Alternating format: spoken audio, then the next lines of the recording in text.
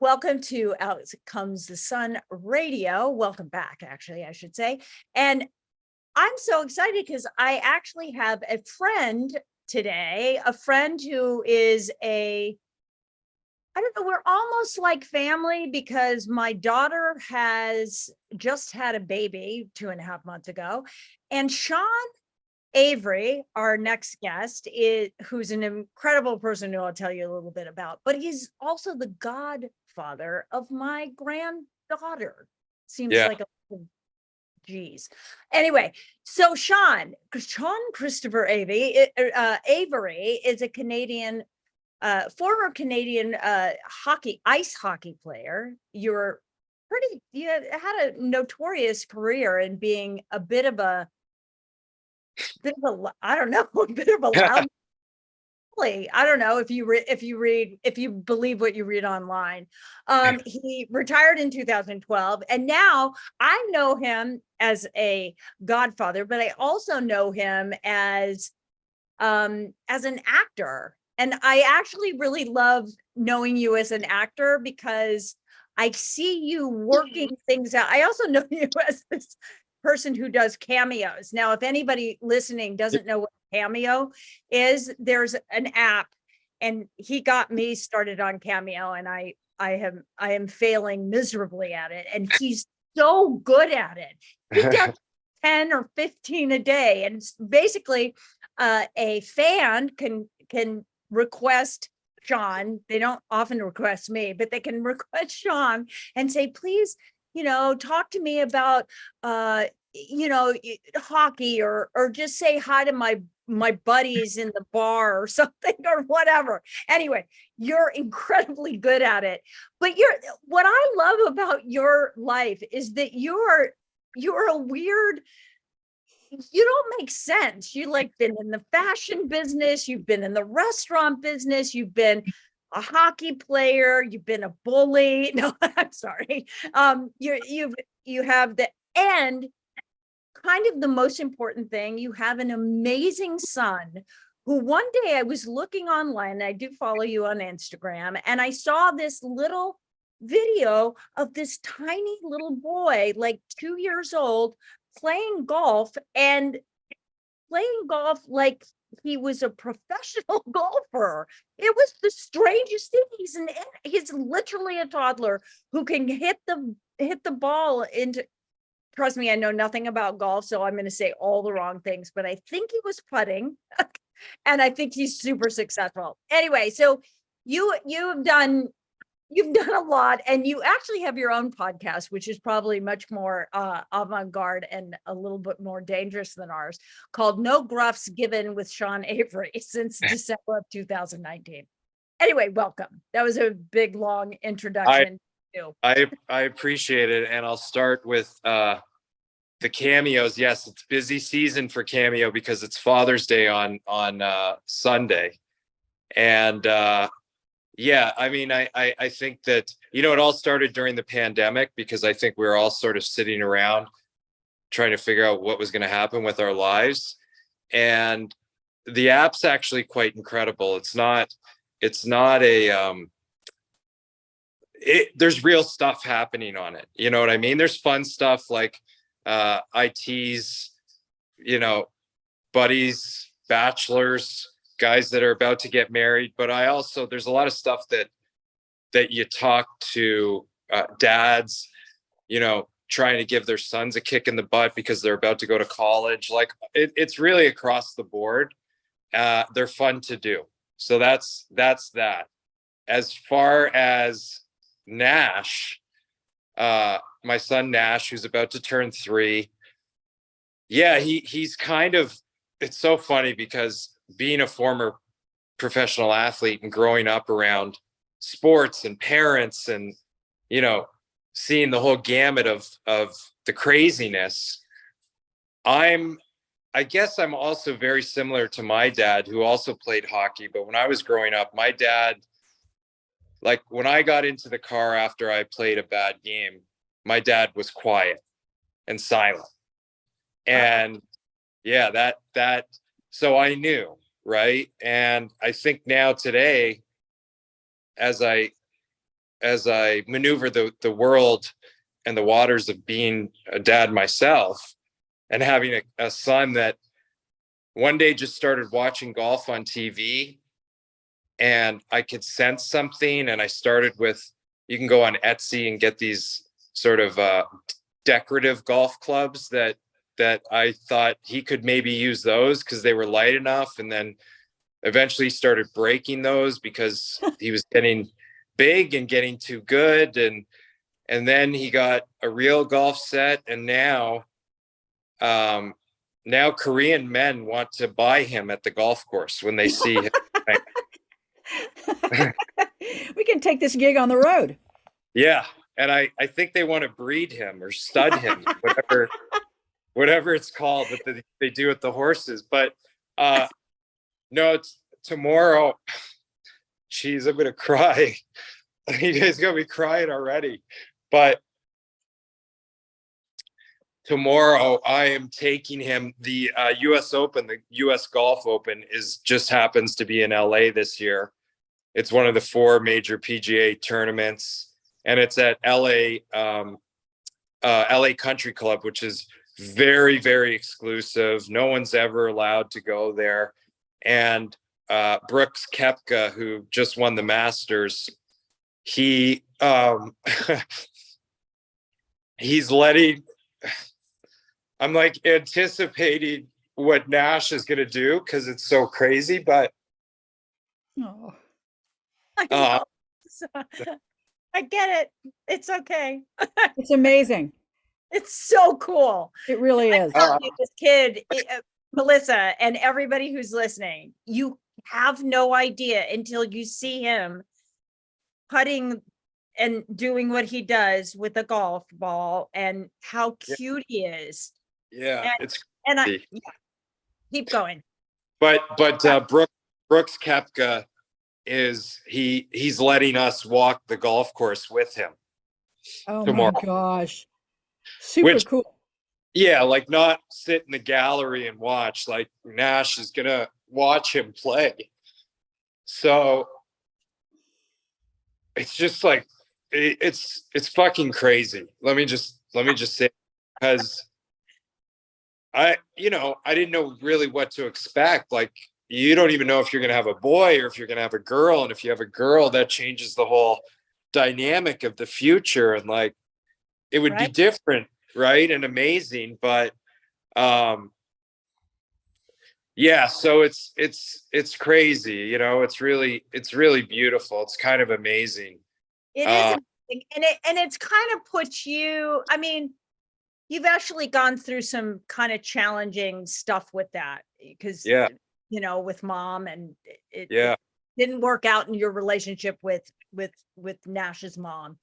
And I know that that's been an extremely difficult thing, especially when you're so beautiful with your child. I mean, you really are. Like, I don't know what you could have seen in your 2-year-old watching golf, but you knew to like take him out there. And that's so beautiful. And I love your emotion, because I think people need to be given permission to have to feel as much as you feel, which is why I know you're a really good actor too. Well, it's funny. I now know how to cry on command, right? Because like, it's funny, like everyone was always, my acting coach, like, you have to find your person, right? Or what's that thing that you can pull on? And before I had a kid, I didn't have that, because I was an athlete, and we're paid to suppress our feelings. Like, that's one of the number one rules of being a great athlete, is like, you're a stone cold killer. So to then kind of get this acting bug where just randomly a friend of mine, a director, Peter Berg, told me to come to Boston, and he put me in this movie called Patriots Day, and I was on set. and I saw Wahlberg and he's doing a scene, and there's like 200 people around, and all of a sudden the director goes action. It's like a fireball of energy, and I was like hooked, right? But the whole process kind of comes together interestingly because it's pronged. It's like retire from hockey, no emotions, right? Be in love. I am in love. I was in love. I'm still in love. Have a baby. Go through a pandemic or a plandemic or whatever you want to call it. It depends what day of the week it is with everything that's going on in the world. And then to find your groove in something, which is like, I know now today, like I'm going to act the rest of my life, and I'm just starting to really understand how to do it. And I'm going to be really good. Like this is like a journey that's just starting, but I also have lived a full entire life. Like, right. I could have packed up and moved to Idaho and lived like a king and figured that out. But to me, that's really scary to think of that. It was almost like, well, what do you do? What do you just die now? Like, where do you go? Well, isn't that the great conflict of being an athlete? It's like your athletic years were over 2012, which is quite a few years ago. You're 30, 32 or something, or 32 at the time. And and like you're 32, you're still young, but you're not as an athlete, like, and I think there's a big disconnect, and there's a big space where people are not given information on how to make that transition, make transition into life, right? Because your life isn't over just because your career as an athlete is over. That's a big, we talk about mental health around it. That's a big space. And so many young people want to, or, like teenagers want to be athletes, but nobody tells them what that life looks like. Yeah. So time to a retired athlete is the devil. It's dangerous. It's the worst thing that you can have, because for 12 years in the NHL, but really since I was probably 16, I knew what I was going to do every single day. I knew what I was going to eat. I was same thing. I was going to sleep at the same time. I was going to talk and see the same exact people. Everything was the same. And, then you go to bed one night and you wake up and I could have played. I retired when I was 32 because, one, I fell in love, and I thought if I wanted to keep playing, I was probably going to end up having to go play somewhere else at some point. And like, that's really hard. It's hard on relationships. It's difficult to weather that type of storm.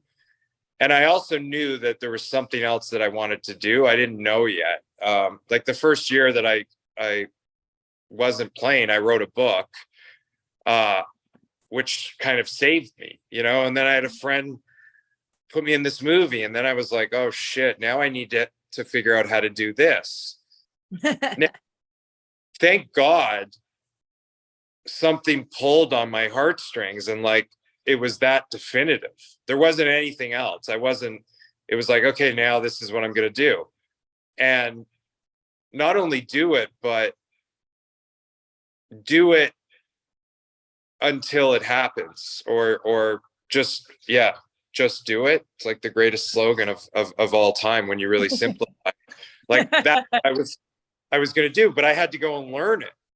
And I had to go sit in acting classes in New York, and every acting class I could find. And, everyone knew who I was. And the first 2 or 3 years, like, I didn't even know I was just learning how to memorize. And then I was learning how to break a script down and then just put it all together. And I was learning to live again, essentially, because I was also having to try and feel emotions that they had told me not to feel Yeah. in that previous life or that career. And that previous life had a persona that all its own, right? Yeah. Because you were known as this guy, a tough guy. You're a bit of a bully. I mean, hockey is that to me. When I see hockey, they're always yelling at each other. They're fighting. It was kind of a thing, right? Isn't that? It's kind of encouraged. Oh yeah. I mean, you're rewarded for your war heroism on the ice. You're rewarded. The more of a warrior you are, the more rewarded you get. I mean, that's right. the system. So yeah, I was given a gift, which is so funny because I'm so thankful to have it now when I have sides in front of me and I can like sink into it. I was the master of psychological warfare. Like I had the ability, one of my talents, it wasn't my slap shot or how tall I was or how fast I was. I could play psychological warfare with 15 guys at a time, 20 guys at a time, all while they were trying to kill me for 60 minutes or a 7-game playoff series or whatever it was. And, when you live that character, right? Sometimes people, think that character, they always want to see it, including yourself, because it's your protective, it's my armor on the ice. It's what makes me effective. Mm-hmm. But also, to get rid of that, it's fucking hard. It's hard. You have to figure out how to make that transition and I'll jump ahead a little bit. I'm not sure I made the transition until I went through some real turmoil and then honestly walked into a jiu-jitsu gym like 6 months ago. And I feel like that was another piece of the puzzle where, I was 8 years after I was done playing, I still had this feeling sometimes where I'm a protector. So when I see people getting taken advantage of or someone being mean to someone else, my immediate instinct used to be, oh, you want to play fire with fire? Like I will fucking blow you into a different dimension. Okay. And it's like 0 to 60 and 100. It was never because of anything somebody had done to me. Anytime that I ever had issues when I stopped playing was because I was still in that protector mentality. Yeah. And I was a little guy when I was growing up, and I had a chip on my shoulder because I was small, and I don't like bullies. I never have, and I never will. It's just now I have this ability to kind of, my emotions are now my superpower. Like now you can direct them, right? Yeah. Yeah. I have a question, if I may, Sean. Now that you're a dad and you've got a boy who's showing interest in sports, and if you had a little girl and she showed interest in sports, maybe the same question would be applicable. But for now, because you have a little boy, my question is, knowing that your father was a former athlete and the way he parented you, which no disparage, it's also the time. Our parents parented us differently than we parent our kids. Our kids are growing up with technology, right? When your little boy excels in sports, it sounds like that's his path. It sounds like he's gravitating towards that road anyway, wherever it takes him, because he's got this inherent athletic gene, maybe. Yeah. When he moves into that, how will you address this beautiful balance that you found between the warrior athlete with no emotion and this beautiful release you found of emotion through acting? How will you balance that with your boy? Yeah, I mean, I think that one beautiful thing about my dad is like I never knew really, there were not highs and lows with him. Yeah. You know what I mean? And that I love that about my dad. Like that's one of his endearing qualities. But my dad also, like you said, grew up in a different time, and now, you know, we have social media now, and like, and every day you can project yourself or be projected by someone else to everyone. So everything has changed. And I guess what I say now to myself and what I feel is like, I'm not afraid of Nash ever seeing his dad emotional. Yeah. As long as it's, you know, honest, right? Which would be if I'm emotional because he did something amazing, like then I'll cry in front of him. Yeah. You know what I mean? If something happens to me and I'm upset, I guess the natural instinct of a dad would be to hide that to a certain extent, but I'm actually excited to talk to Nash about those things, right? Because like I know now that the more well-rounded that he's going to be, the more vulnerable that he's going to be. Like this kid's going to be a fucking star. He's going to take over the world. And that I know for sure that that's cool for him. You know, nobody told us that it was cool. Right. Right. Like nobody told us that girls actually liked it. The secret sauce. Yeah. Right? Yeah. Yeah. So I think that that's something that I'm excited to be able to talk to him about, right? Because like our communication now at this point, over the last month, it's really started to advance. But up until that point, it was I had the only ability to communicate with him. Right. And, you know, the way I would do it, it's kind of subtle. It's like, every shot is a great shot, Nash. But the shots that are really good are really great.